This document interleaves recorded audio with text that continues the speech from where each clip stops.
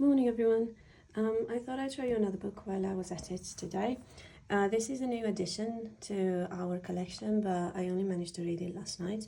I tried to read all of the longer reads, especially before introducing them to David, because while he's a very mature reader, he can handle a lot of text, there are a lot of things that still are beyond his ears in terms of themes and various other aspects. So I do try to read everything and veto it before I bring it onto his shelves or into his book box. So this is The Puffin Keeper by Michael Morpurgo. It is a longer read at I don't know, around 100 pages, 90 pages. And it is illustrated by Benji Davis. He is a favourite of ours. Think of the Storm Whale, the Storm Whale in Winter, Grandad's Island, Grandma Birds, lots of amazing books that he's illustrated and that we absolutely love. So both these names were the seller here, and also the fact that obviously this is a longer read. It's got loads of illustrations there, but it does tie in very much with the appetite for more substantial texts in terms of David these days. So Amazon says this is aimed at 6 to 10-year-olds. And I do tend to agree. Now, David will be 5 in late October, and as I've said, he's quite a mature reader, I think. We've been reading really long books on very specific... oh, we might need a break here because someone's not going to let me do this. All right, hang on. Okay, let's see if we manage to do this today. So, Puffin Keeper, the Puffin Keeper. Now, I didn't know this before I finished the book, but the book is dedicated to a real life person it is dedicated to Ellen Williams Lane, who was the man who founded Penguin Books back in the 1930s, and who is also the Puffin man because he also founded Puffin Books in the 1940s. Now, I didn't know this, and even not knowing the real connection, anything about the real connection, I really loved this story. It was beautifully told, beautifully illustrated, and just a wonderful message throughout. Now, I'll quickly live through and tell you a little bit about it. It starts with a ship having a shipwrecking incident in the middle of the night, in the middle of a storm, near Puffin Island. An island thus named because it used to home a huge population of puffins in the past. That's no longer the case for unknown reasons. So now the only inhabitant on the island is a lighthouse keeper who lives in his lighthouse and who bravely saves all of the shipwrecked passengers during the night. He is portrayed as a grumpy old man, not very friendly, and even so, he makes a huge impression on this little boy who is part of the lost passengers. Now, this little boy is fascinated by the fact that the lighthouse walls are covered in paintings that seem to have been painted by the lighthouse keeper, Ben, who has signed all of the paintings with his name. And he's so obviously fascinated by these paintings, that the lighthouse keeper ends up giving him one as a gift before they leave on their onwards journey. Now, the boy leaves with his mum and they travel abroad to stay with extended family after he has lost his father in an accident. It is a very sad time in their lives, not just because of the loss of their father, but also his mum is French. She is a foreigner in a strange land. He's very lonely. He ends up being sent to boarding school because of various misunderstandings with the family that he stays with.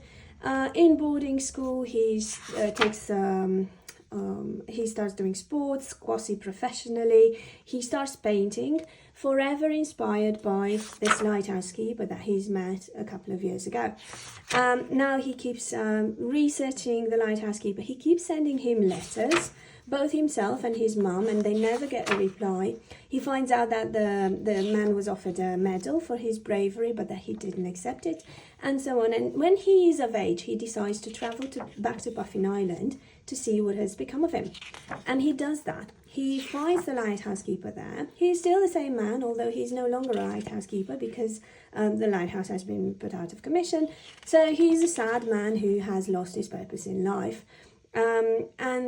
This boy visiting makes a huge impression on him, and it's a huge change to his day-to-day life.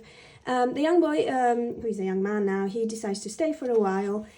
They paint together. It turns out that the lighthouse keeper has kept all of the letters but from him and his mum, but he's never replied because he didn't know how to read and write. So it becomes a mission to teach him to read and write. And they also save a puffin, a lost puffin together, an injured puffin. They take care of him, and it just gives them purpose in life, both of them. The puffin eventually, these are the letters that he never replied to, eventually the puffin is fine and he is set free.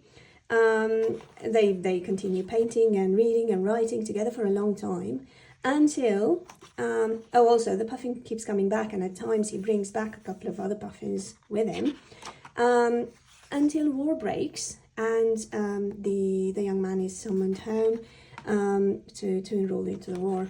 He has to leave, he leaves and he joins the Navy. Sad, troubling times ensue. He ends up spending time in a camp, a prisoner camp.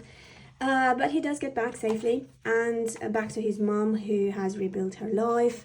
And he decides to go back to Puffin Island and see what's become of the island and of his friend. Now, Puffin Island now is actually Puffin Island not only in name. The puffin population has returned and the island has become a tourist attraction because of, the huge number of puffins that live on it. The lighthouse keeper is still there, again, no longer a lighthouse keeper, but now a puffin keeper. And the young man remains on Puffin Island, and they continue their friendship. Eventually he starts a family, and their blended family give life to the island, and they also start writing and illustrating books.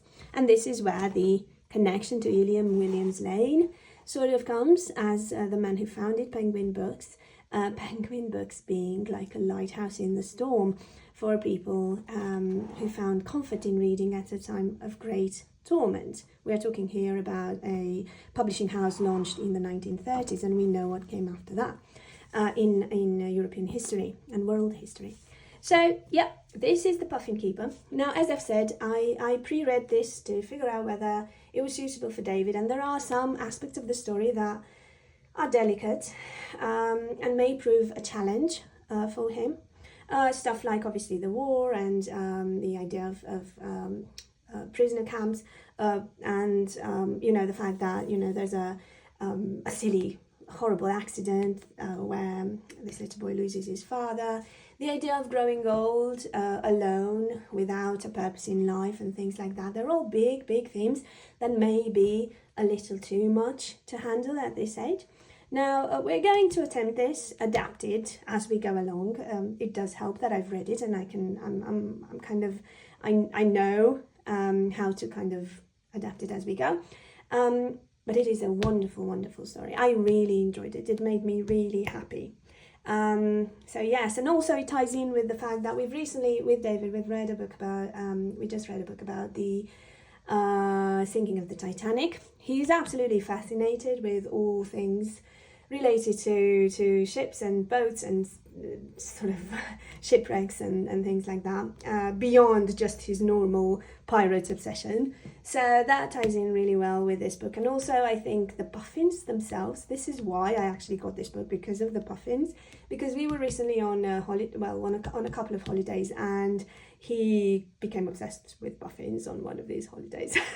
So yes, but this book obviously is not about puffins. It is about a lot more. I do highly recommend it. Again, it is recommended for 6 to 10-year-olds. So yeah, you be the judge of whether it's a good fit or not at this point in time. But I did really like it. So I hope you found this interesting. And let me know what you think. Happy reading. Bye.